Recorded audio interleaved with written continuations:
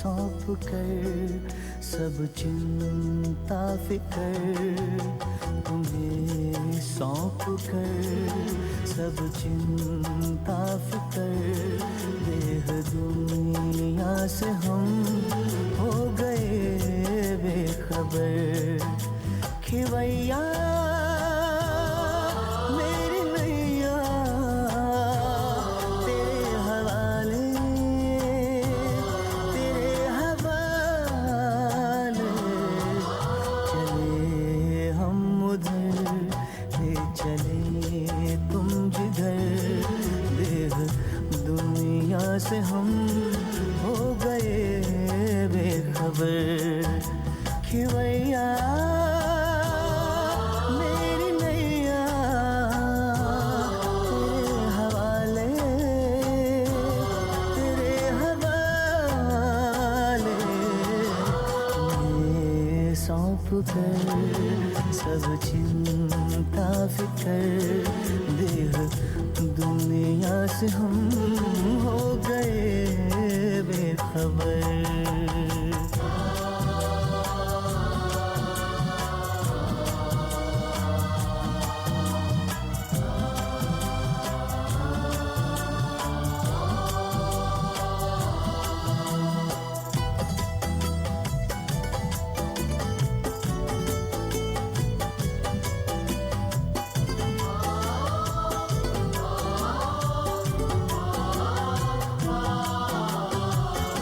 सोचूं भी क्या सोचने से भी पहले, बन जाते काम मेरे करने से पहले।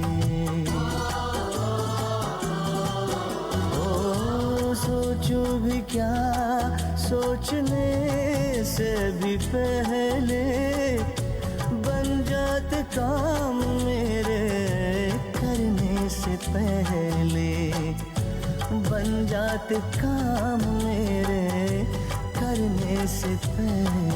ऐ खुदा दोस्त तारीफ क्या मैं करूं,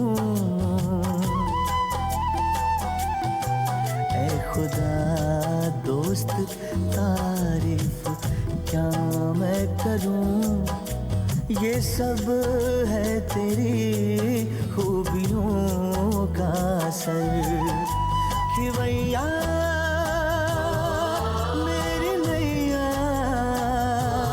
तेरे हवाले, तेरे हवाले, चले हम उधर ले चले तुम जिधर, देह दुनिया से हम हो गए बेखबर।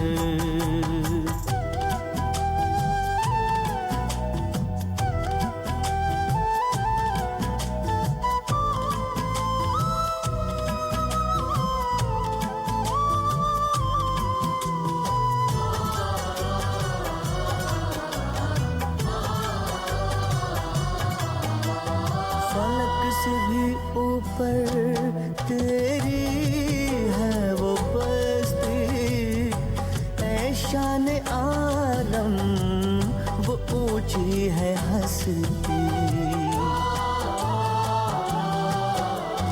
फलक से भी ऊपर तेरी है वो बस्ती, ऐ शान आलम वो ऊंची है हस्ती, ऐ शान आलम वो ऊंची है हस्ती।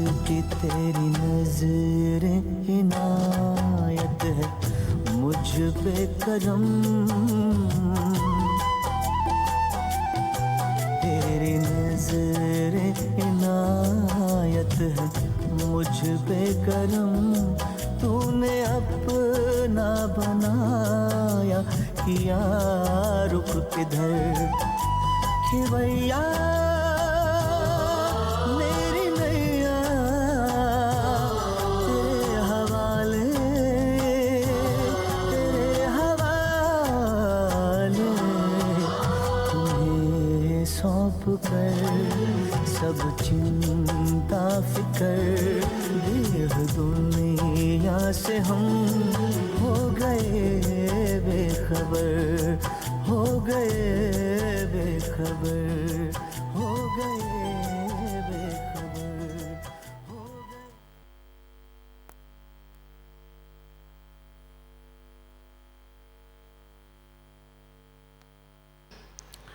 ओम शांति।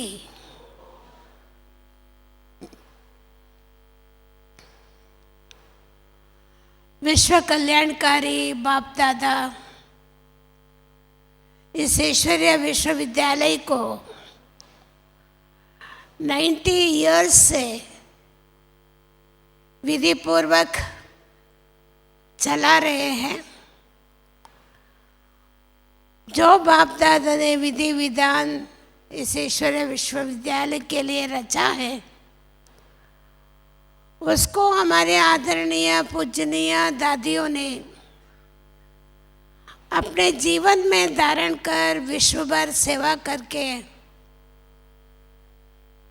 हमारे सभी विश्व के भाई बहनें जो ब्राह्मण जीवन अपनाया है, उन सबको विधि विधान सिखाए हैं। आज भी बाप दादा हर रोज हमको विधि विधान सिखाने की शिक्षाएं दे रहे हैं। हमारी विधि है ब्रह्मा बाप समान बनने का। ब्रह्मा बाप समान बनने के लिए हमें कौन सी विधि को अपने जीवन में अपनाना है, जो स्वयं ब्रह्मा बाप ने प्रैक्टिकल में उस विधि पूर्वक चल के दिखाए हैं। और दूसरा, हमें शिव बाबा को विश्व में प्रत्यक्ष करना है। ये हमारी सिद्धि है। जो बाबा हमेशा कहता, ब्रह्मा कुमार कुमारियाँ तो प्रत्यक्ष हो गए, लेकिन परमात्मा आ गया है। मेरा बाबा ये दुनिया की आत्माओं के मुख से नहीं निकला है, ना पहचाना है। तो इसलिए अभी इस अंतिम समय में हम सभी विधि विधान को धारण करके सिद्धि बाप दादा को प्रत्यक्ष करने की सेवा करनी है। भक्ति मार्ग में भी कहा जाता, जो विधि स्वरूप हर कार्य करते हैं उनको सिद्धि अवश्य मिलता है।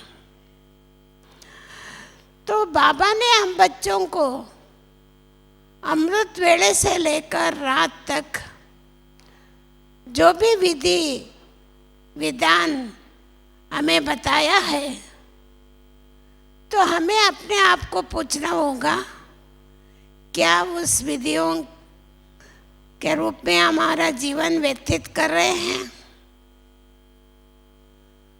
दुनिया वाले पूछते हैं, अभी तक 90 इयर्स हो गया, ब्रह्मा कुमारी संस्था में जाने से क्या मिलता है। क्योंकि हम लोग ब्रह्मा कुमार कुमारियाँ जो संगम युग के ब्राह्मण हैं, उनके जीवन में विधि सिद्धि रूप में दुनिया वालों को नहीं दिख रहा है।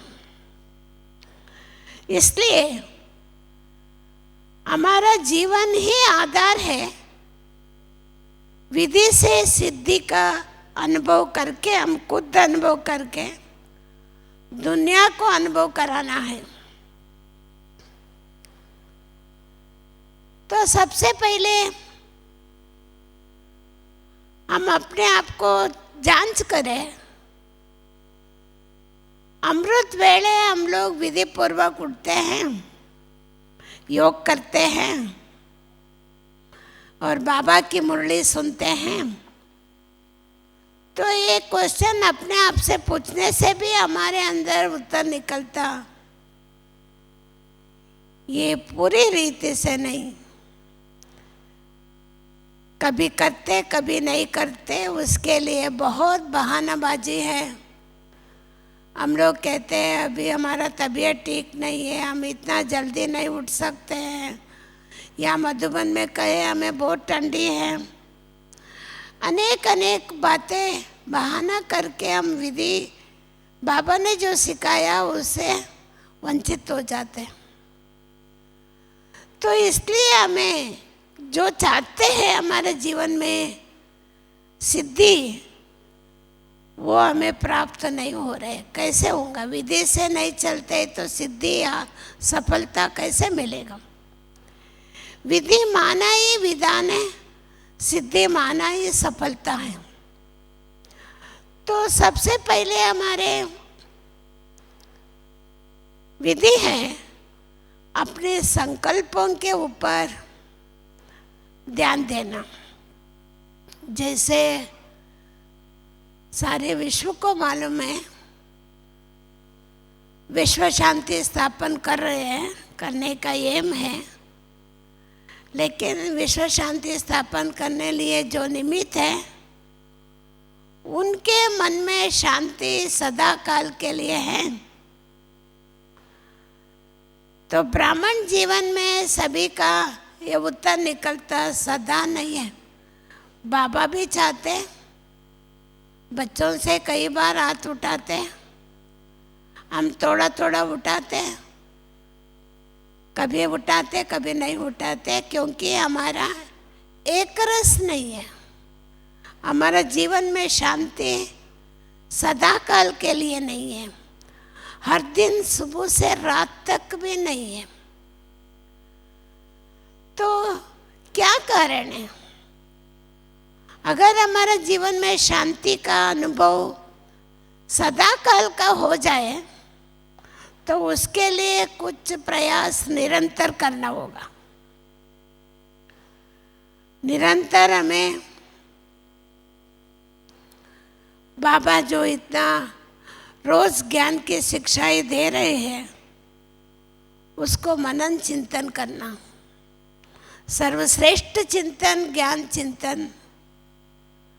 ज्ञान का चिंतन अगर हम करें तो उसका स्वरूप शांति स्वरूप का अनुभव कर सकते हैं। और बार बार हमें मन में ये संकल्प याद रखना, उठाना है, मैं शांत स्वरूप आत्मा हूं। इस श्रेष्ठ संकल्प को भी हम मन में चलाते रहेंगे। जैसे कोई डॉक्टर है, मैं डॉक्टर हूँ, मैं फलाना पद वाला हूँ, उसको याद रहता है, जिस कारण उनका वो स्वरूप उसके जीवन में दिखता है। ऐसे ही हम ब्राह्मण कुलभूषण भाई बहनों को भी हमारे मन में मैं शांत स्वरूप आत्मा हूँ, यह हर वक्त हमारा ये पोजीशन है, हमारा मन की स्थिति है। इसको याद रखना, उसको पक्का करना हमारा मन में, जिससे हमारा मन के संकल्प भी शुद्ध हो जाएगा, शक्तिशाली हो जाएगा। मन ही क्या, हमारा तन का जो भी कर्मेंद्रिया है वो भी शांत और शीतल हो जाएगा। और हमारा वातावरण, आसपास का वातावरण वो भी शुद्ध हो जाएगा, शांतिमय हो जाएगा। बाबा के बच्चों को जहाँ भी जाते हैं उनको शांति दूत कहा जाता। चाहे ऑफिस में जाए, चाहे घर में रहे, व्यापार करे, खेती में जाए, कहाँ भी रहे, शांति सागर के बच्चों का स्वरूप शांति स्वरूप ये सब जगह फैलाना है, शांति का वाइब्रेशन देना है।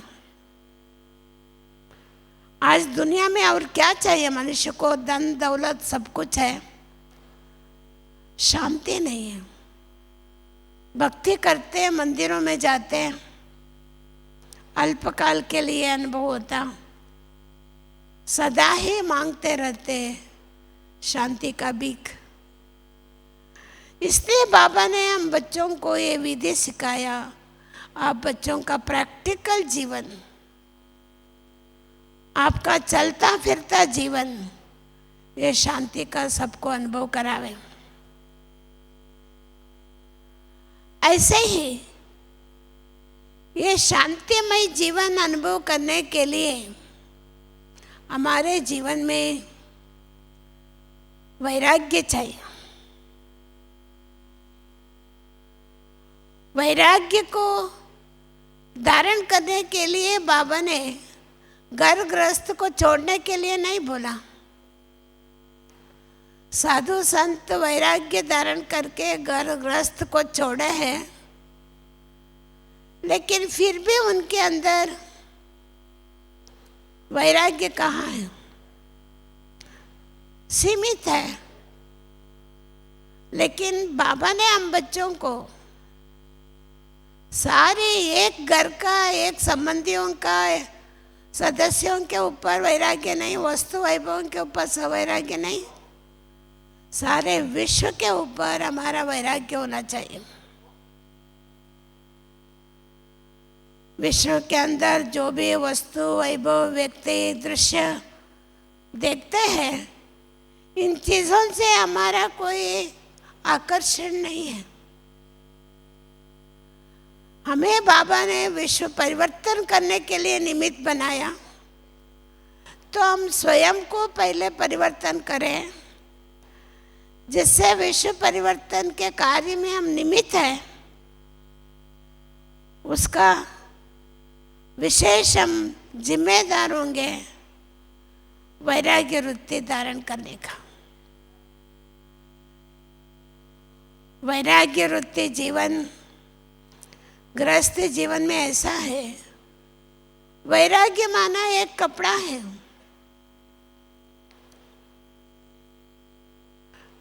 और गृहस्थ माना एक कांटों का झाड़ है। आप कपड़ा धुलाई करते, कांटों के झाड़ के ऊपर सुखाते हैं, लेकिन उसको निकालने के टाइम बहुत सावधानी से निकालते हैं, क्योंकि आपको मालूम है कांटे से धीरे धीरे ध्यान दे के निकालना होगा, नहीं तो वो फट जाएगा। इसी तरह गृहस्थ में रह के, गृहस्थ एक कपड़ा है, ये कांटों के झाड़ के ऊपर जो कपड़ा है वो गृहस्थ जीवन है। उसमें हमारा वैराग्य होगा, जीवन वैराग्य होगा, तो हम धीरे धीरे वैराग्य भी बाबा की याद से होगा, बाबा की शक्ति से। क्योंकि गृहस्थ वाले अपने बाल बच्चों को, अपने धन दौलत को इतनी सहज उसे नष्ट मोह नहीं बन सकते। बाबा ने हम बच्चों को पहले आते ही ये लेसन सिखाया, नष्ट मोह स्मृति लब्धा। उसके लिए ही हमारा सारा जीवन में इस ज्ञान को धारण करना होगा। हम कितना नष्ट मोह बने हैं। वैराग्य से हम खुद अपने शरीर के ऊपर नष्ट मोह है, तो संबंधियों के ऊपर भी हम नष्ट मोह बनने में कोई तकलीफ नहीं होगा। हमारे शरीर के ऊपर अटैचमेंट होगा, ममत्व होगा। इसके लिए साधनों के आधार होगा, तो हम दूसरों को कैसे दूसरों से अपने उनका संबंधों के बंधन से छूट सकते हैं। तो इसलिए बाबा ने कहा है, देह से देह के सब धर्मों को छोड़ मामेकम याद करो। जब तक सब कुछ भूल करके बाबा को याद नहीं करते, तब तक वो शक्ति हमें नहीं मिलता। हम सहज एक कर्म बंधन, गृहस्थ बंधन, ये दुनिया का बंधन, वस्तु वैभवों का बंधन, शरीर के बंधन से छुटकारा नहीं पा सकते। और सच्ची प्रीत बाबा से लगे रहेगा, भगवान के साथ प्रीत, वो आत्मा शक्तिशाली होगी। क्योंकि हम 63 जन्म से मनुष्यों के साथ प्रीत का संबंध जोड़े हैं। उनसे क्या मिला है? अल्पकाल का प्यार और स्वार्थ प्यार। परमात्मा के संबंध में मनुष्यों का प्यार हमें पापों का बोझ चढ़ाया है, लेकिन परमात्मा का प्यार पापों का बोझ से उतारते हैं। जितना हम बाबा का प्यार का अनुभव करेंगे और सदा काल करेंगे, निरंतर करेंगे, उतना हम बहुत हल्के होंगे, न्यारे प्यारे होंगे, सबके साथ रहते हुए भी सबसे न्यारे होंगे और सबके साथ प्यारे होके चल सकेंगे। कोई अटैचमेंट नहीं रहेगा। तो ये सच्ची वैराग्य वृत्ति बाबा ने हमें सिखाया। ऐसे वैराग्य वृत्ति को धारण करने के लिए परमात्मा का प्यार और अच्छी तरह बाबा ने कई बार हमको बोलते हैं मुरली में, बच्चे मैं जो हूँ जैसा हूँ मुझे पहचानो।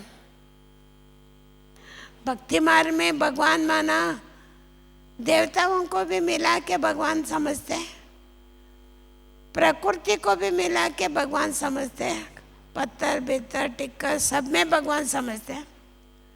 तो उनका कोई प्यार परमात्मा के साथ जुड़ नहीं सकता। हमारा प्यार डायरेक्ट परमात्मा के साथ जुड़ जाए, उसके लिए हमें भी बाबा का पहचान होनी चाहिए यथार्थ से। नाम, गुण, कर्तव्य, रूप। क्योंकि कई बार बाबा के बच्चे भी बाबा से कई बातों को मांगते रहते हैं। बाबा हमें तबीयत, हमारा हेल्थ, मुझे हेल्थ दो, हमें निरोगी बनाओ, हमारे बाल बच्चों को बनाओ। जैसे भगत लोग भगवान को याद करते, मांगते रहते रोज, इसी तरह बाबा के बच्चे भी करते हैं, जिस कारण उनके अंदर परमात्मा का प्यार का अनुभव नहीं होता, परम पवित्रता की शक्ति को प्राप्त नहीं कर सकते और अपने बोझ को नहीं उतार सकते। तो इसलिए बाबा हम बच्चों को परमात्मा का सच्चा प्यार का अनुभव करने के लिए परमात्मा को पहचान करके, उसके पहले खुद को पहचान करके, क्योंकि हम समझते हैं हम बहुत अच्छा चल रहे हैं, बहुत अच्छा पुरुषार्थ कर रहे हैं, दूसरों को दिखाते हैं, दूसरों को नहीं टग रहे हैं, हम खुद के लिए टग रहे हैं। हम सच्चे दिल से पुरुषार्थ नहीं कर रहे हैं। तो हमारा मन में वो जो हमने किया है, हम कर रहे हैं, वो कंटेंटमेंट, वो तृप्ति, वो संतुष्टता हमारे अंदर नहीं है। जिसके मन में संतुष्टता होगी वो कभी मांगते नहीं है। जो चाहते चाहिए चाहिए चाहिए, वो चाहिए ये चाहिए, तो उसको गरीब कहा जाता। जो कुछ इच्छा मात्रम अविद्या होकर के कुछ भी वस्तु वैभव की आकर्षण नहीं है, अभाव नहीं है, मैंने जो पाना था वो पा लिया, वो समाधान है। परमात्मा का पवित्र परम पवित्रता की सुख प्राप्त कर लिया है, वो कहते हैं हमको कुछ भी नहीं चाहिए, जो पाना था वो पा लिया, भगवान मिला तो सब कुछ मिला।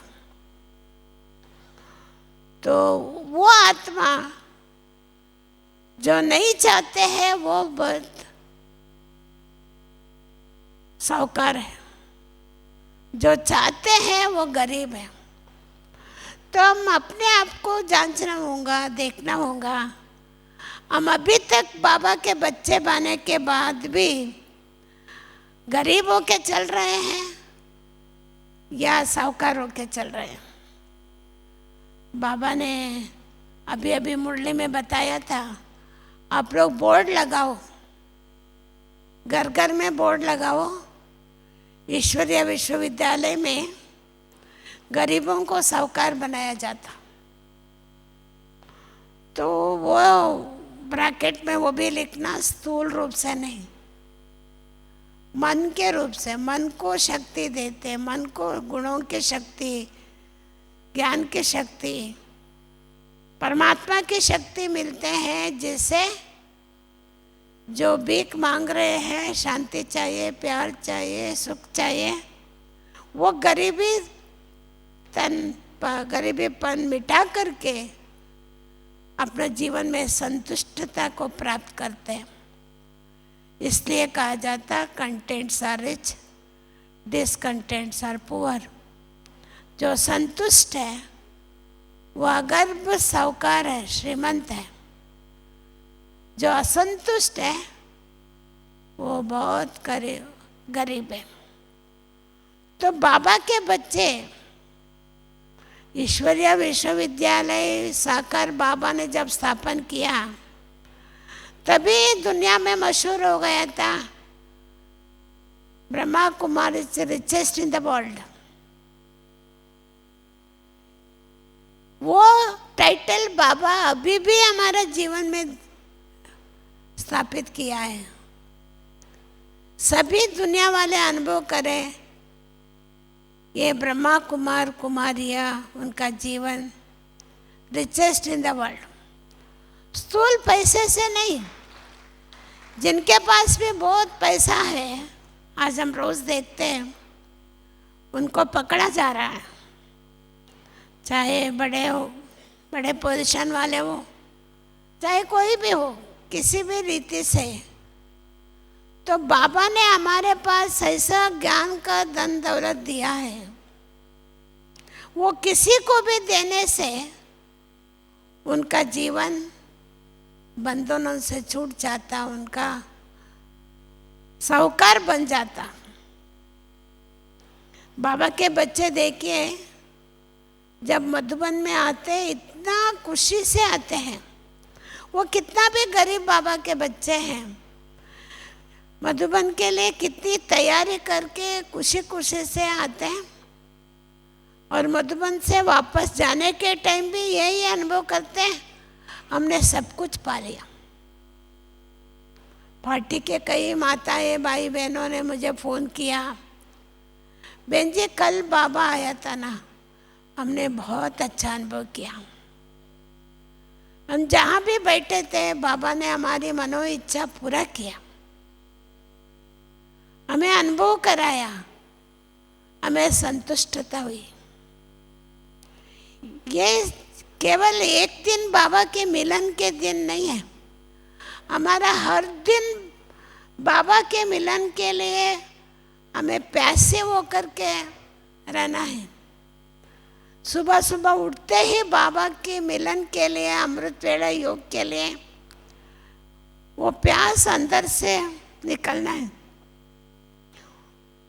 दौड़ के जाके बाबा के पास बैठना है।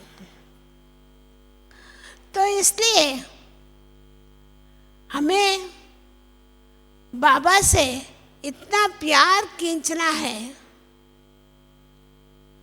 हमारा जीवन में जो चाहिए सब कुछ बाबा से प्राप्त है। इसके लिए बाबा ने कई युक्ति बताया। बाबा ने ये कहा है, स्वमान में रहो, एक एक स्वमान को धारण करो अपने जीवन में। जैसे मैं आत्मा स्वदर्शन चक्रधारी हूं। स्वदर्शन चक्रधारी पांचों युग में हमारा जीवन, मेरा जीवन का दर्शन का अनुभव करते हैं। तो पांचों युगों में हमारा ऑलराउंड पार्ट है। तो हमारा इस सृष्टि ड्रामा में कितनी ऊंची पार्ट है। जो हीरो होते हैं वो आधे से अंत तक पार्ट बजाते हैं। बाबा ने हमारे जीवन का पार्ट, हीरो पार्ट तो कैसे बजाना है, जो 90 इयर्स से आए हुए बाबा के बच्चों को भी चांस है और अभी अभी आए हुए बच्चों को भी चांस है। कोई भी ऐसा हीरो पार्ट बजा सकते हैं, ऑलराउंडर बन सकते हैं, बाबा से डायरेक्ट संबंध जुड़ सकते हैं, बाबा से सर्व प्राप्ति कर सकते हैं। वो आत्माएं दुनिया की आत्माओं को एक आत्मा से एक आंख से मुक्ति, दूसरे आंख से जीवन मुक्ति का दृष्टि द्वारा अनुभव करा सकते हैं। देखिए ज्ञान मार्ग में बाबा की दृष्टि में कितना पावर है। सभी एकाग्र चित्त होकर के बाबा की दृष्टि को देखने के लिए, बाबा से मिलने के लिए दृष्टि द्वारा तरसते हैं, उसी लगन से बैठते हैं। ऐसे हमारी दादियों की दृष्टि भी, दादियों ने बाबा को अपनी दृष्टि में, अपने मन में बसा लिया था, इसलिए उनकी दृष्टि में इतना पावर था। वो जहाँ भी जाए, मधुबन में आए, चाहे कोई जोन में जाए, दादियों की दृष्टि लेने के लिए भाई बहनें, माताएं सभी बहुत तरसते थे। एक बार मुझे याद है, दादी जानकी मैसूर में आई थी। दादी को संतों के प्रति बहुत प्यार। दादी ने बोली थी आप संतों को बुलाओ तो मैं आऊंगी। उस समय संत लोग 2000 आए थे, बीके भाई बहन 5000 आए थे। वो उनका बड़ा पंडाल डाल के प्रोग्राम किए थे।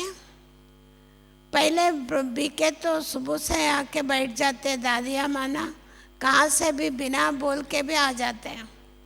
वो भी हमारे कर्नाटक से विशेष है, इतना प्यार दादियों के साथ। और दादी पहले संतों को आह्वान किया, एक एक संत 100 को अपने साथ लेके आ रहे थे। दादी बोली पहले मैं संतों से मिलूंगी। इतने घंटों पर बैठ गई दादी। हम बोल रहे हैं दादी शाम का प्रोग्राम है, आप भी आए हैं, थोड़ा 5 मिनट मिल के चलिए, आप तैयार होके भोजन करके फिर बड़े प्रोग्राम में आना है। दादी बोलती है चुप रहो, मुझे संतों से मिलना है। तो संतों से मिल के दादी 11 बजे से लेकर 1 बजे तक को मिली दादी। फिर बाद में भाई बहनों के पास सभी, दादी बोलती है, मैं बोली दादी अभी आप जाओ तैयार हो के आओ, बाद में मिलेंगे। बोलती है नहीं मेरे लिए बैठे हैं ना, मैं पहले उनसे मिल के जाऊँगी। दादी सभा में आकर के बीके भाई बहनों को दृष्टि दे के क्लास कराई। फिर हमने बोला दादी अभी भी बहुत देर हो गया, आपने सब कुछ किया, आप जाइए, हम लोग आपको आपके तरफ से टोली दे देंगे। दादी बोलती है नहीं, मेरे कोई टोली देना, मेरे साथ बाबा है, मामा है, गुलजार दादी है, प्रकाशमणि दादी है। देखिए दादियों का कितना लगन। और 5000 लोगों को टोली देना कितना देर होता है, टाइम कहाँ है। तो फिर दादी को बोले, दादी आप दृष्टि दियो, हम लोग टोले देंगे। फिर थोड़ी देर के बाद फिर हम बोले दादी जाओ। दादी कहते नहीं, मैं सबको दृष्टि देंगे।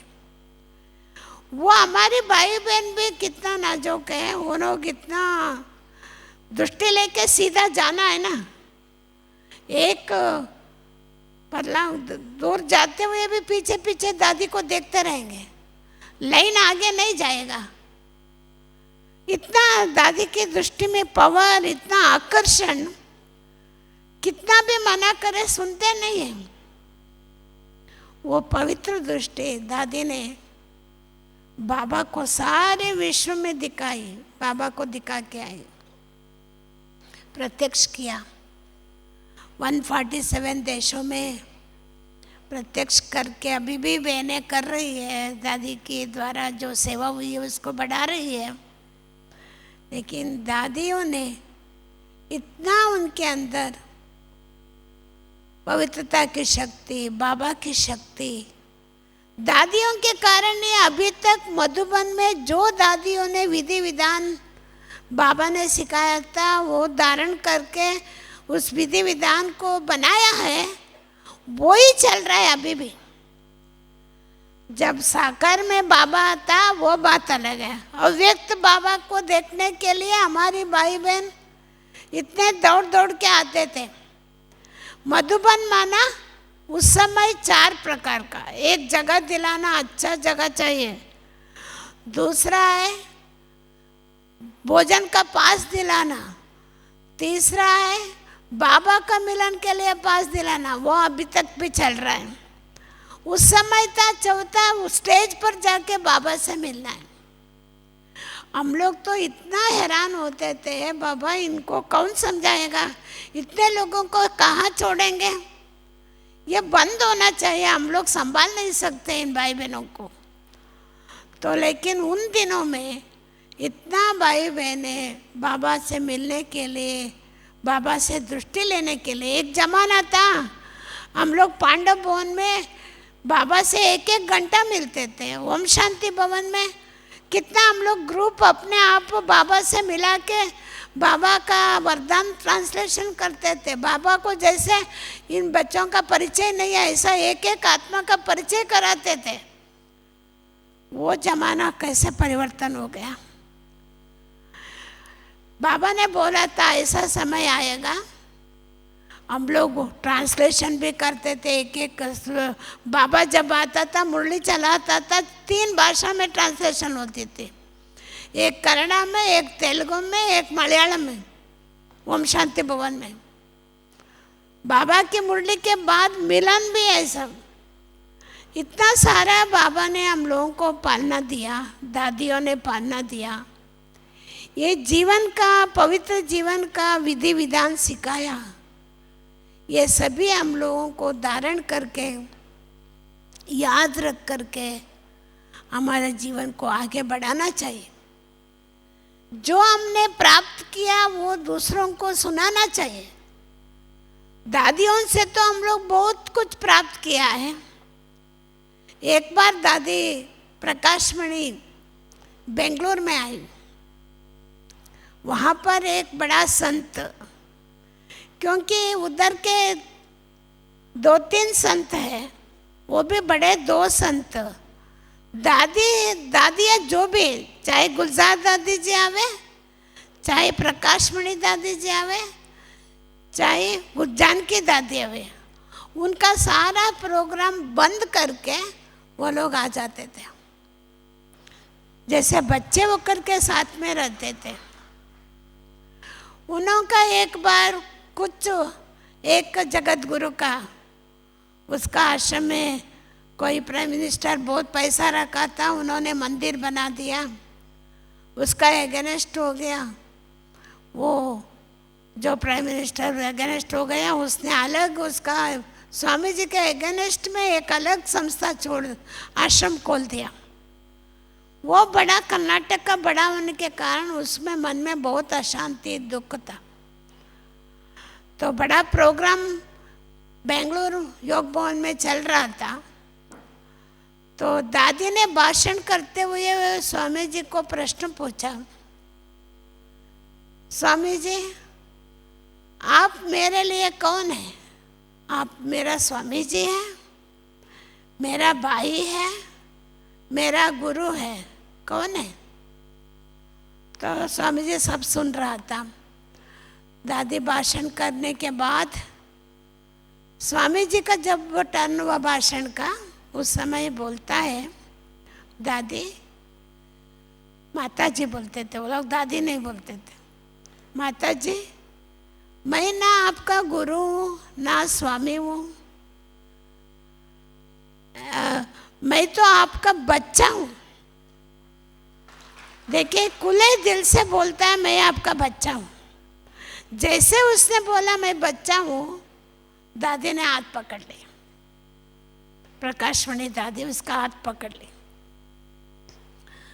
बच्चे को हाथ पकड़ा जाता है ना माँ, आज प्रोग्राम के बाद हाथ पकड़ के सारा उधर जो जगह है बाबा के कमरे में ले गई, सारा दिखाई। उसके बाद भोजन पर आए, तो उधर आने के बाद दादी ने भोजन खिलाने के समय उसको गिट्टी, दादी ने हम सबको गिट्टी खिला रही थी।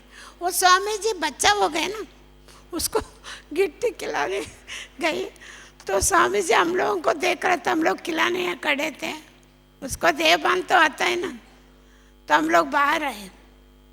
पहले बच्चा गिट्टी खा ले हुए फिर बाद में हम गए अंदर खिलाने लिए। वो इतना दादी के साथ उसको प्यार हो गया था, भोजन खिलाने के बाद, खाने के बाद भी वो दादी का हाथ पकड़ के ही बाहर आया। कार में बैठने तक दादी का हाथ पकड़ा हुआ था। वो 3-4 बार मधुबन में आए हैं, एक बार नहीं। दादी ने उनको बहुत अच्छा संभाला है, उनको बहुत अच्छा देखा है, सारा पालना दिया है। वो लोग अभी तक जब भी आते थे दादियों की पालना सुनाते थे। ऐसे दूसरा जगत गुरु दादी को अपने पास एयरपोर्ट में जा रही थी, तो बोला अपने आश्रम में आप विजिट करके जाना। तो दादी बोली कितने लोग आते हैं? वीआईपीस को भी उसने बुलाया था, 300 वीआईपीस आए थे। दादी के पास टाइम नहीं था, आधा घंटे में मिलना था। तो दादी ने बात करके संदेश दे के फिर बोलती है दादी, ये जगत गुरु है ना, ये मेरा भाई है, वो उसका पाँव पड़ना, मेरे से प्रसाद लेना, मेरा पाँव नहीं पड़ना। वो गुरु जगत गुरु क्या समझेगा, वो तो हंसता था दादी, क्योंकि उनका तो संप्रदाय है, रस्म है, रस्म रिवाज है। पाँव सब लोग पाँव पड़े, पैसा डाले, ऐसा तो हमारे संस्था में नहीं है। बाबा शुभा बाबा कहता है मेरा पाँव भी नहीं छूना, मेरा पाँव है ही नहीं तो भी कोई नहीं छूना। और दादियाँ सभी हमारे भाई बहन किसी कोई भी पाँव नहीं छूना। अभी भी बीके भाई बहन आके पाँव छूते, उनको पक्का ज्ञान नहीं है। तो इसलिए दादी लोगों ने विश्व में जो भी बड़े बड़े थे सबको परिवर्तन किया। केवल मैंने अपने पास जो बड़े जगत गुरु थे उनका अनुभव सुनाई। उनके अंदर इतना ताकत था क्योंकि बाबा की शक्तियाँ, बाबा का अनुभव, बाबा का ज्ञान का चिंतन, दादियों के मुख से कभी भी ज्ञान के अलावा और कोई शब्द नहीं निकलता था। ज्ञान ही सुनाना, बाबा का ज्ञान। मुरली दादी 12 बार पढ़ती थी, जानकी दादी हर रोज 12 बार पढ़ते थे। इसलिए दादी जनक बन गई। जब बाबा हमेशा जनक बुलाता था, दादी पहले नर्सेस की सेवा करते थे यज्ञ में, पाकिस्तान में, वो ज्ञान सुनाते थे। ऐसे दादी इधर अभी तक लास्ट घड़ी तक कितना बार ये कमरे में मुरली पढ़ती थी, सारा दिन बार बार पढ़ती थी। वो ही हमारे बड़े भाइयों ने भी वही सीखा था दादियों से। निर्वैर भाई, हमारा ब्रिजमोहन भाई, आशा बहन जान बहुत सुनाते थे। ब्रिजमोहन भाई भी सारा दिन मुरली बार बार पढ़ते थे। तो हम लोग ज्ञान का मनन चिंतन करने से अंतिम घड़ी तक बाबा की याद रहेगी। भले शरीर का कोई भी स्थिति होवे, हम शक्तिशाली रहेंगे, सदृढ़ होंगे, मन शांत होगा, खुशी भी होगा और बाबा की याद भी रहेगा। और सेवा भी, बाबा कहता जो चाहिए सेवा करो। बाबा अभी अभी बोला ना सेंटर्स खोलो। सेंटर्स भी खोलने के लिए तन मन धन से बाबा का दुनिया वालों से वायदा है। मैं किसी से पैसा नहीं लूँगा, स्पॉन्सर नहीं लूँगा, अपने बच्चों के तन मन धन से दुनिया को, भारत को स्वर्ग बनाऊंगा। ये बाबा का वायदा है। ऐसा कोई संस्था नहीं है जहाँ पर दूसरों के मदद के बिना संस्था चलाए। बाबा अपने बच्चों के द्वारा करा रहे हैं। हम शुरू से देख रहे हैं, पांडव भवन इतना छोटा था, इतना बड़ा बना। बाबा ने कैसे बनाया? ओम शांति भवन बनाया। उसके बाद बाबा ने ज्ञान सरोवर बनाया। दादी, बड़ी दादी सभी जगह ले जाके दादी सबसे सहयोग लेती थी। हम आता है तो 5 रुपए 10 रुपए दादी के पल्लू में डालते थे। हम दादी को बोलते थे, दादी आप ऐसा नहीं लियो, हम लोग लेके देंगे। माताओं को हम लोग जोर से बोलते थे, आप लोग दादी को ऐसा नहीं डालना। दादी बोलते चुप रहो, जो भी कणा दाना मिलेगा प्यार से वही बनेगा सरोवर। इसलिए वो प्यार का तन से सेवा, मन की सेवा, धन की सेवा, वो सागर बना देगा। अभी देखिए कितना बड़ा हमारा प्रीमियस है सब जगह। इसको देखने के लिए टाइम कम है। जो भी आते इतना खुश होके जाते, इतना देख के जाते, कितना बाबा के घर में पहले कैसा था अभी कैसे। ऐसे हमारा जीवन भी पहले कैसा था अभी कैसे है। अभी पहले कैसे हम लोग कमज़ोरी में पड़े थे, अभी कैसे कमी कमज़ोरी को निकालने का ध्यान दे के पुरुषार्थ कर रहे हैं, कैसे परिवर्तन हुए हैं, कितना गुण अपने जीवन में धारण किया है। तो ये सभी हमें जांचना होगा। कितना विधि विधान से बाबा ने सिद्धियां प्राप्त कराई है। तो जो सिद्धि पुरुष होते हैं हमेशा वो संतुष्ट होते हैं। तो इसलिए आप सभी बाबा के घर में आए हुए भाई बहने विधि पूर्वक चल के सिद्धि पुरुष बन के, माताएं भाई बहनें सभी बड़े खुशी से जाके अनेक आत्माओं की सेवा करके, अभी अंतिम समय है, बाबा को प्रत्यक्ष करने की सेवा करनी है। बाबा की प्रत्यक्ष करने की सेवा सारे विश्व में कितने बड़े बड़े रूप से चल रही है, उसका वर्णन भी अवर्णनीय है। सोच भी नहीं सकते इतनी सेवा सब जगह चल रही है, उसका वर्णन भी नहीं कर सकते। कोई एक आधा सुनाएगा तो सुन के खुश होंगे, लेकिन सारी दुनिया की सेवा कितनी हो रही है। तो ये बाबा कैसे चला रहे हैं? ये भगवान की सेवा है, भगवान का कर्तव्य है विश्व कल्याण करने का। उसके बच्चे हम मास्टर विश्व कल्याणी, मास्टर सर्वशक्तिवान, मास्टर शांति सागर, ये टाइटल बाबा ने हम बच्चों को दिया है। उस टाइटल को हम अपना बना करके अनेक आत्माओं का उद्धार करने के लिए हमें निमित्त बनना है। तो जितना हम सेवा करेंगे उतना दुआएं मिलेंगी। वो दुआएं हमारे लिए दवा हो जाएगी, हमारा जीवन सेफ्टी रखेगा। जैसे दवा खाते तो शरीर का सारा तबीयत ठीक होता, थोड़ा थोड़ा ठीक होता जाता। ऐसे आशीर्वाद या दुआ जितना सबसे लेंगे, और हर रोज ये ब्राह्मण जीवन में भी एक दो के आशीर्वाद लेना आवश्यक है, किसी को दुख नहीं देने को है? आपस में, घरों में, कोई भी आपस में एक दो को दुख नहीं देवे, इतना हम अलर्ट रहे। हमारा जीवन को बाबा ने कैसे बनाया, ये सभी निषेध है। हम किसी को दुख देना, किसी को डांटना, किसी को अशांत करना, किसी को समस्या लाना, ये सभी हमारा जीवन में निषेध है।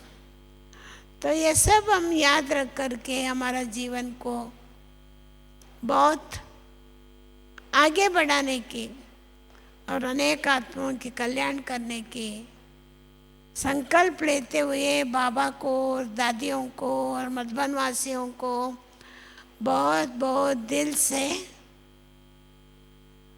शुक्रिया याद करेंगे, धन्यवाद देंगे। ओम शांति।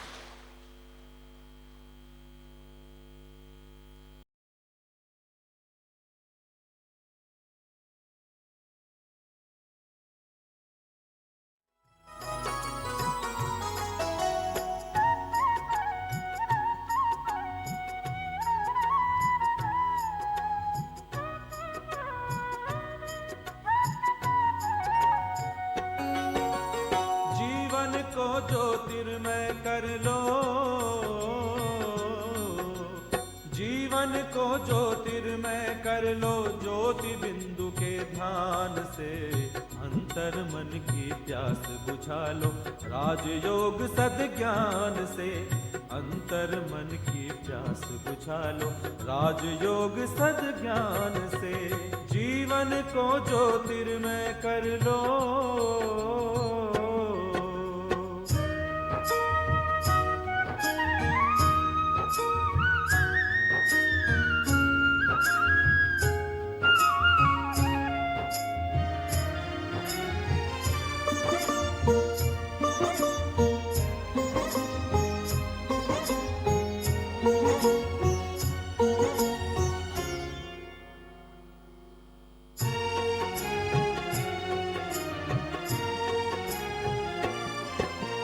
प्रभु प्रेम का दीप जला लो, यही ज्ञान का सार है, यही ज्ञान का सार है।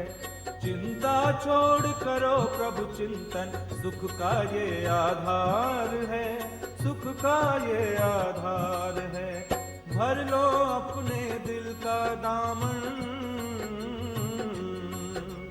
भर लो अपने दिल का दामन, ईश्वर के गुणगान से अंतर मन की प्यास बुझा लो, राजयोग सद्ज्ञान से अंतर मन की प्यास बुझा लो, राजयोग सद्ज्ञान से जीवन को ज्योतिर्मय कर लो।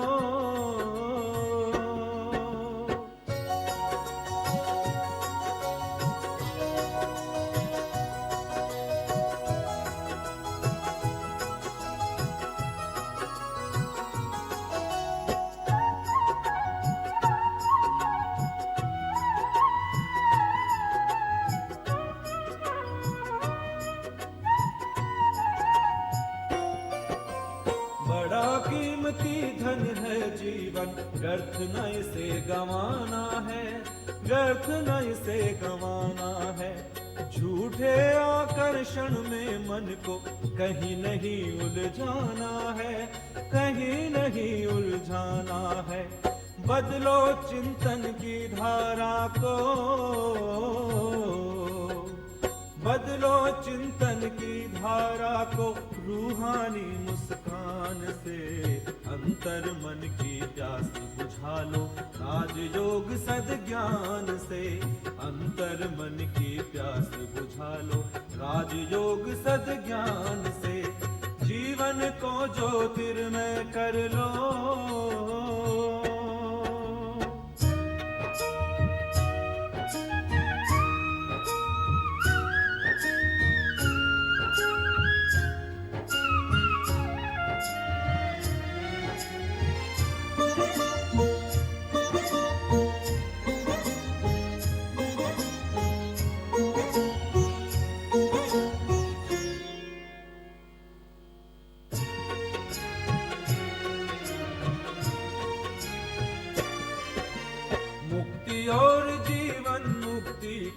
शिव पिता लाए उपहार, शिव पिता लाए उपहार। खोल चेतना के पट कर लो अपने अंतर का श्रृंगार, अपने अंतर का श्रृंगार। योग साधना के पथ पर चल, योग साधना के पथ पर चल। प्रीत करो भगवान से, अंतर मन की प्यास बुझा लो राजयोग सद्ज्ञान से। अंतर मन की प्यास बुझा लो राजयोग सद्ज्ञान से। जीवन को ज्योतिर्मय कर लो, जीवन को ज्योतिर्मय कर लो ज्योति बिंदु के ध्यान से। अंतर मन की प्यास बुझा लो राजयोग सद्ज्ञान से, राजयोग सद्ज्ञान से, राजयोग सद्ज्ञान से, राजयोग